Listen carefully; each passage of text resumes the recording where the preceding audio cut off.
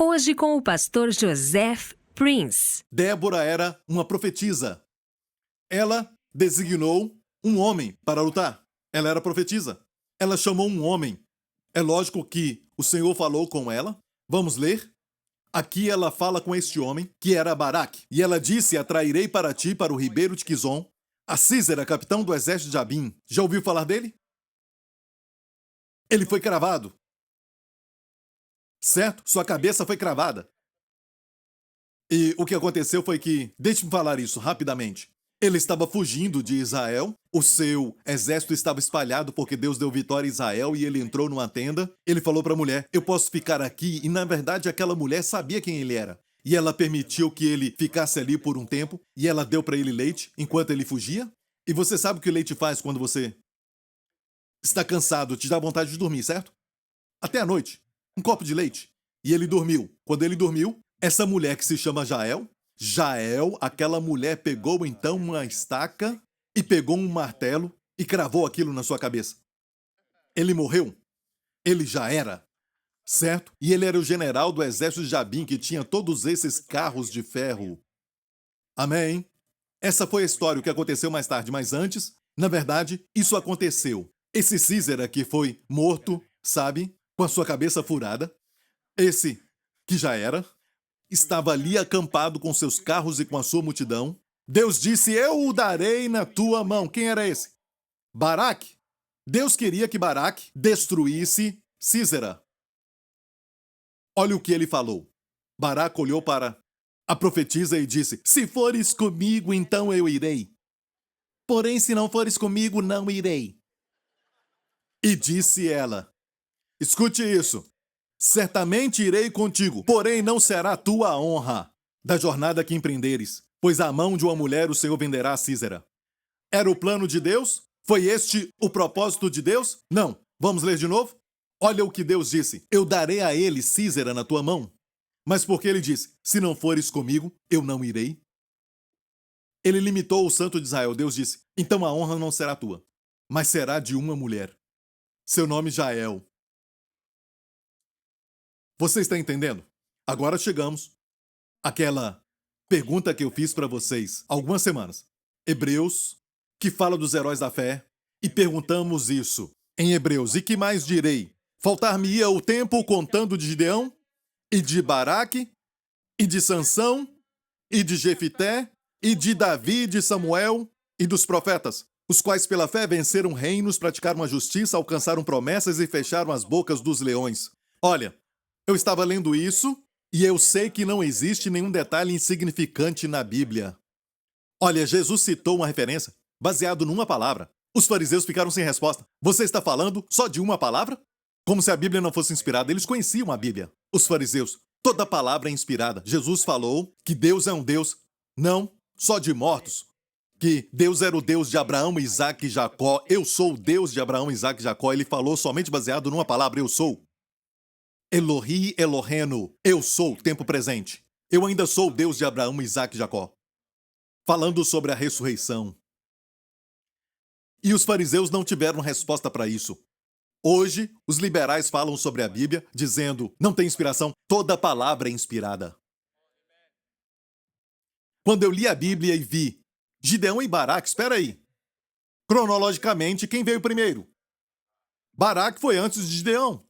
Tudo isso no livro de Juízes. Depois Sansão e Jefité. Espera um pouco. Jefité foi antes de Sansão. Sansão foi quase no final de Juízes. Ele foi, na verdade, o último juiz. Oficialmente, Samuel foi o último juiz, mas Sansão foi o último, como a época dos reis. Termina com Nabucodonosor chegando e o último rei teve seus olhos arrancados. O último juiz de todos os juízes teve os seus olhos arrancados. No cristianismo, a última igreja, aquelas pessoas que criam, não a verdadeira, Filadélfia, mas a última, Laodiceia, Jesus falou que era cega. Então, em tudo que o homem faz, seja pelos profetas ou pelos reis, ou pelo sacerdócio, ou até por a cristandade, sempre falhou, porque se esquecem que o Senhor é número 1, o centro das nossas vidas. E aqui temos Sansão que viveu depois de Jefté, mas olha, menciona seu nome primeiro. E que tal Davi e Samuel? Quem foi primeiro? Samuel ungiu o rei Davi, não foi? Senão nenhum profeta o ungiu. Então Davi foi depois de Samuel, mas aqui é mencionado primeiro. Qual é a razão? Não temos tempo. Porque oramos muito. Vamos continuar semana que vem? Certo, o tempo já acabou. E realmente...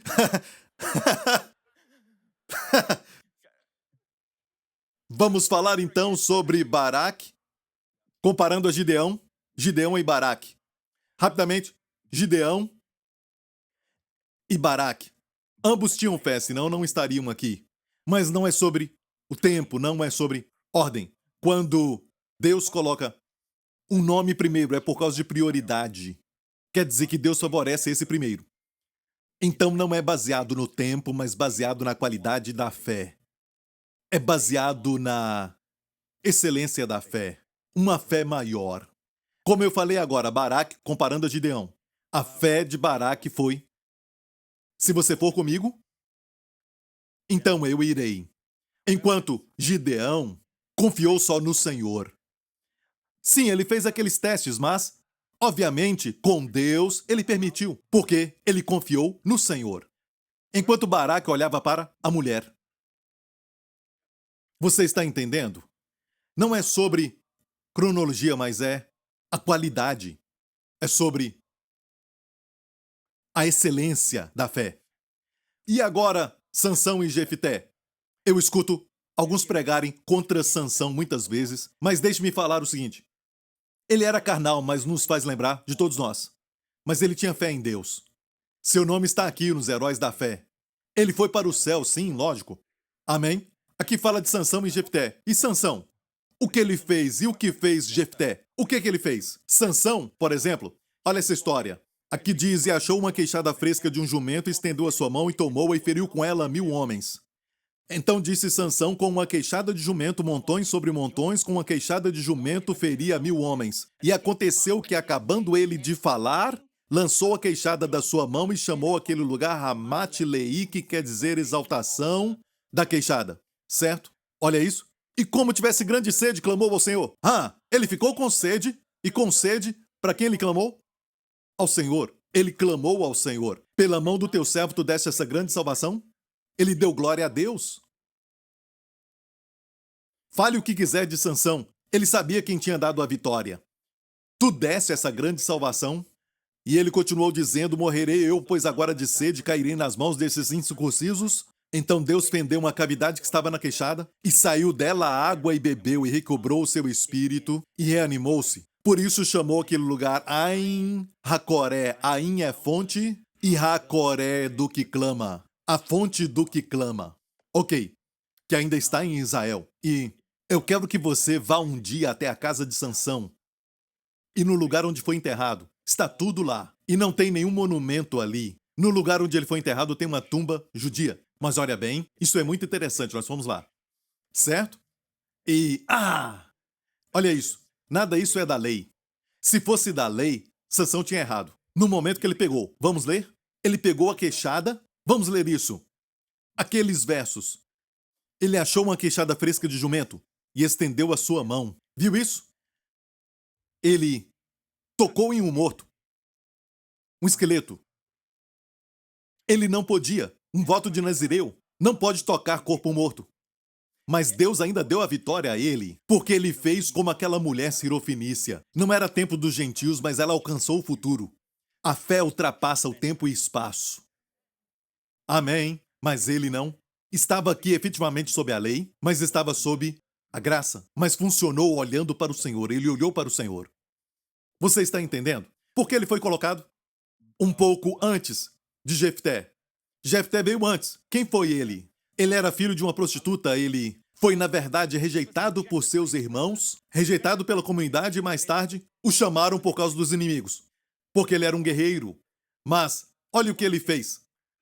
Sansão clamou ao Senhor, mas Jefté fez um voto ao Senhor e disse: se totalmente deres os filhos de Amon na minha mão, aquilo que saindo da porta de minha casa me vier ao encontro, voltando eu dos filhos de Amon em paz, isso será do Senhor e oferecerei em holocausto. Ele fez um voto ao Senhor. Quando você não tem um relacionamento com o Senhor, você vai barganhar com ele. Se o Senhor fizer isso por mim, então eu faço isso por ti. Isso mostra fraqueza de fé, isso mostra inferioridade. Está me ouvindo, igreja? Não tem que barganhar. Eu estava pregando há algum tempo sobre o Senhor da vinha, a parábola, certo? Aquele que recebeu o maior favor pelo menor esforço que ele fez. O salário de um dia foi o que mais confiou naquele Senhor. Mas aquele que barganhou, e nós barganhamos. Isso mostra legalismo. Pessoas legalistas barganham. Se o Senhor fizer isso por mim, eu faço aquilo. Se o Senhor fizer aquele outro, eu faço aquele outro. Não deve ser assim, igreja. No caminhar com Deus, Ele é o nosso Pai, nós somos filhos. Amém. E Jesus é o seu sumo sacerdote, Ele é o nosso bom pastor. É um relacionamento de amor. Mas pensamos que Deus não vai se mover se nós não falarmos. Se o Senhor fizer isso, eu faço aquilo. Eu faço esse voto. Os votos estão na lei. Crentes não fazem votos. Ok? Você está entendendo? Então você entendeu, olha isso. A história é triste. Sabe quem saiu primeiro? Ele achou que seria um animal. Foi a sua filha. O que sair primeiro, oferecerei como holocausto. Olha, ele não a matou porque Deus não quer holocausto humano. Certo? A Bíblia diz que ela guardou a sua virgindade, ou seja, pelo resto da sua vida, ela não casou. Certo? Ela morreu virgem. Ok? Você pode ler isso depois. Mas olha bem, não temos tempo para voltar em Hebreus 11 para falar sobre Davi e Samuel, mas se você ler 1 Samuel 8, nós temos aqui o único erro que eu posso achar do profeta Samuel, que foi, na verdade, colocar seus filhos. 1 Samuel 8, ele colocou seus filhos como juízes, porém seus filhos não mandaram pelos caminhos dele, antes se inclinaram à avareza e aceitaram um suborno perverter o direito. E mesmo que Davi, amasse os seus filhos, ele não colocou seus filhos em posições, mas seu filho Absalão usurpou a autoridade, E tem uma qualidade da fé. E Deus me perdoe se eu falar alguma coisa que não está certa, ok? Algo errado sobre esse tremendo homem Samuel. Aprendemos muito com ele e seu caráter foi incrível, mas em termos de fé, Deus realmente olhou para a fé de Davi e colocou um selo de aprovação. Amém? Você entendeu isso? E vamos voltar a Hebreus 11. Os últimos foram os profetas. E se você olhar bem todos os nomes aqui, todos foram pessoas comuns, exceto Davi, o rei. Todos eram comuns e o que será isso? E os profetas foram por último. Poderíamos até pensar que os profetas, como o pastor Lawrence e o pastor Henry, seriam os primeiros, certo? Mas Deus pôs profetas por último. Por quê? É Deus dizendo que pessoas comuns podem andar nessa excelência da fé. Amém? O último, e vamos terminar. Se você está sob a lei, isso acontece em termos de serviço, em como você funciona em uma igreja. Vamos falar rapidamente disso? Isto é sob a lei. É o que Deus fala sob a lei. Este é o ofício dos levitas, os que serviam ao Senhor. Os que ajudavam os sacerdotes da idade de 25 anos para cima entrarão para fazerem um serviço no ministério da tenda da congregação. Mas desde a idade de 50 anos sairão do serviço deste ministério e nunca mais servirão. Ou seja, se estivéssemos sob a lei, nossa força seria limitada, ficaríamos sujeitos ao desgaste, ao envelhecimento natural. Escute bem, igreja. Vou dizer algo. Lembre-se disso. A Bíblia diz que Josué envelheceu. E Caleb não. A Bíblia registra a morte de Josué. Não registra a morte de Caleb. Naquele capítulo de Josué 13, quando Deus fala para Josué que ele está velho, no próximo capítulo, Caleb falou para Josué: estou tão forte hoje com 85 anos, como eu estava no dia que Moisés me enviou, com 40 anos. Tenho força para sair à guerra, eu posso lutar. Me dê essa montanha. Essa montanha é minha. Amém? E olha isso.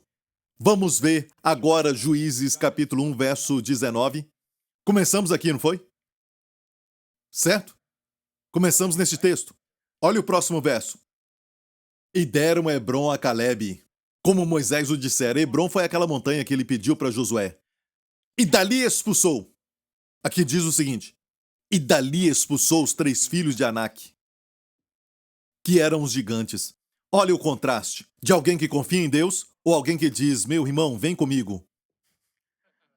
Caleb foi sozinho. Eu vejo homens e mulheres de fé. Ok, vamos ler mais um e terminar. Vamos ver o texto que fala de 25 anos de idade? De 25 a 50, e alguns dizem para mim já é tarde. Mas olha, aqui fala do natural. Moisés serviu até 120 anos de idade. E morreu sem doença e enfermidade. Seus olhos não escureceram, sua força não se abateu. Caleb disse: com 85 anos estou tão forte hoje como eu era. E não se sabe da sua morte. Amém? A Bíblia diz: os jovens se cansarão e os moços cairão, mas os que esperam no Senhor renovarão suas forças. Subirão com asas como de águias, correrão e não se cansarão, caminharão e não se fatigarão. Gênesis 18. Abraão se assentou à sombra de uma árvore e ele olhou e viu 3 homens vindo. Ele percebeu que um deles era o Senhor e a Bíblia diz que ele correu. Ele tinha mais de 80 e ele correu. Depois de os saudar, ele correu para que os servos preparassem comida para eles. Ele correu com mais de 80. Depois de 40, quase ninguém corre. Não estou falando que correr é bom, porque não é. Para juntas, certo? Eu recomendo caminhar. Mas, olha o que vemos na Bíblia. Se está sob a lei, você vai ser limitado, porque a lei fala de força. Você não deve, você não pode, não deverás, não farás. Fala da sua força. Você entendeu? Mas a graça vai além da sua força. Acima e além daquilo que você pode fazer. Acima e além da sua habilidade. Posso ouvir um amém? Então, se operar pela graça, esta é a promessa para você. Amém? Para pessoas alegres. Olha, Deuteronômio 33, e já vamos terminar. Você deve ler isso, ok? Deuteronômio 33, verso 20 alguma coisa. Aqui diz a respeito da bênção de Asser. E a tua força seja como os teus dias.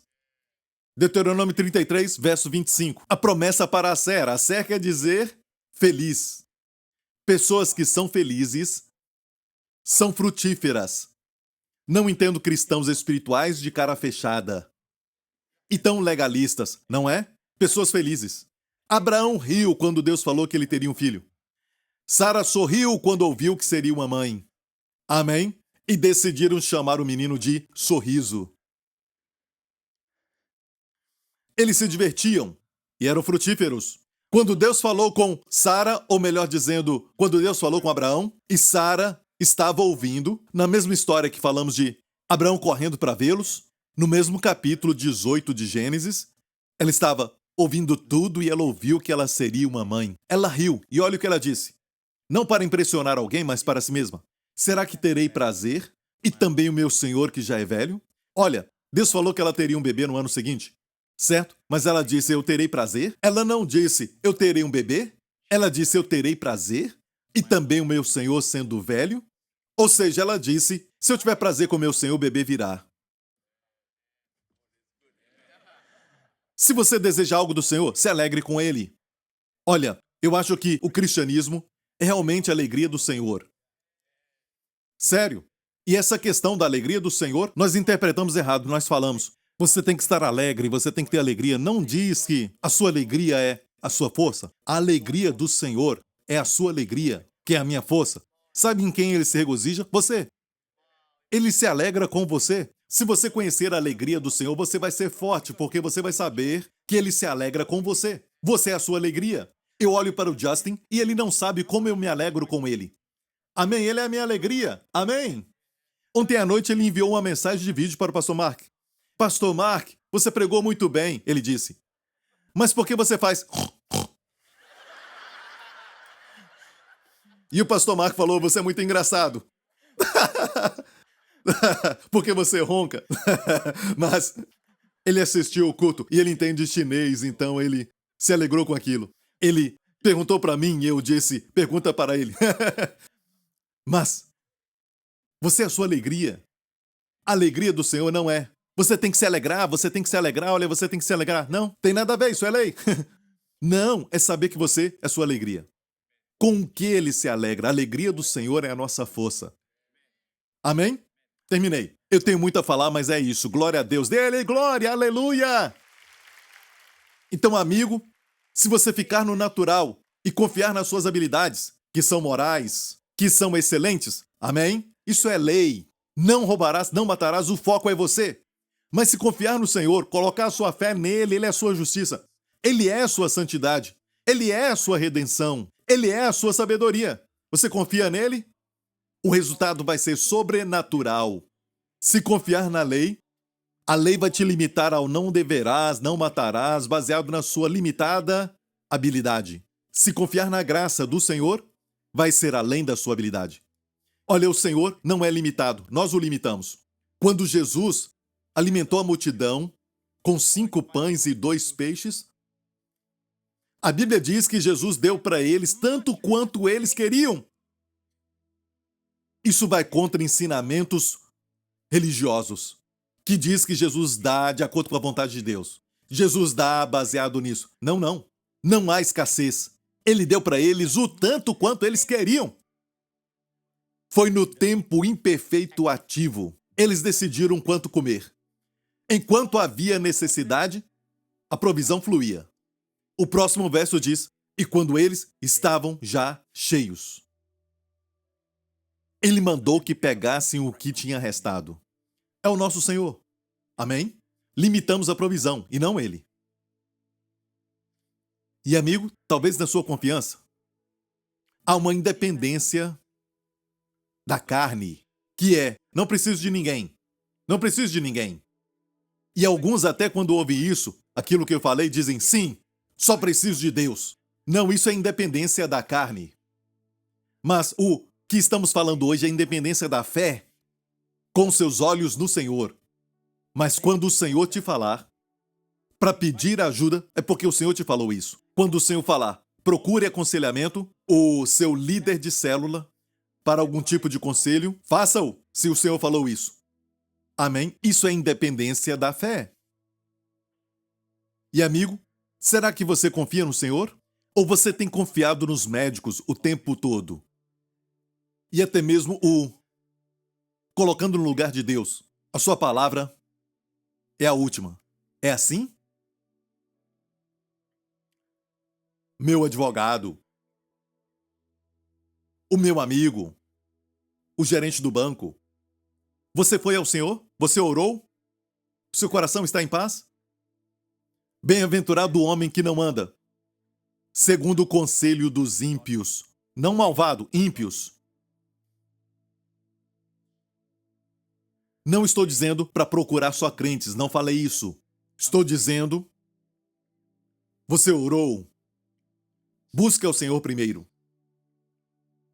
Amém. Ele te ama tanto. Você é a sua alegria. Você é a sua alegria. E sabendo disso, você vai ter força. Curve a sua cabeça, feche os olhos. Eu oro agora, igreja, em nome de Jesus, para que a tua força seja como os teus dias. E o médico falou que este problema é porque você está velho. E por isso você sente cada dia mais dores. Isso aqui só vai piorar mais. Não vai melhorar. Mas eu quero te dizer, a palavra de Deus diz: seja a tua força como os teus dias. Em quem você crê? Ou seja, quanto mais velho ficar, mais forte vai ficar. É o que está dizendo. Não ouvi nenhum amém, só uma aqui, eu acho. Como os teus dias. Mas eles só podem falar aquilo que é a verdade, baseada no seu conhecimento limitado. Não é nem verdade, mas fatos. Ainda limitados à carne, ao limite do conhecimento e entendimento do homem. Mas confiamos no Senhor. Ele tem uma fonte inesgotável de provisão para nós. E em todo o seu raciocínio, nunca deixe Deus fora dos seus cálculos. Quando fazemos isso, como os animais couberam na arca? Excluem Deus. E olha, cientificamente, nem todos os animais estavam lá. Só os pequenos. Só uma família de cachorros que produziram mais tarde lobos e todos os tipos de cachorros. Isso é provado cientificamente. Amém? Não vou entrar em detalhes, mas saiba que você não pode excluir Deus dos seus cálculos. Amém? Em todo o seu pensamento. Coloque Deus primeiro. Amém? Com olhos fechados, cabeça encurvada, se você está escutando isso, Deus te ama tanto e Ele deu o seu Filho, que morreu na cruz pelos seus pecados. Ele foi julgado no seu lugar, Ele se tornou pecado com seu pecado, para que você se torne a justiça de Deus nele. Se você quer isso, onde estiver, faça essa oração agora. Diga: Pai Celestial, eu creio no teu amor por mim. Eu sou o amado. Obrigado, Senhor. Não estou aqui por acidente. Não é coincidência que estou assistindo isso agora. Obrigado, Deus Pai, que Cristo morreu pelos meus pecados e ressuscitou dos mortos quando eu fui justificado nele. Jesus Cristo é o meu Senhor e Salvador.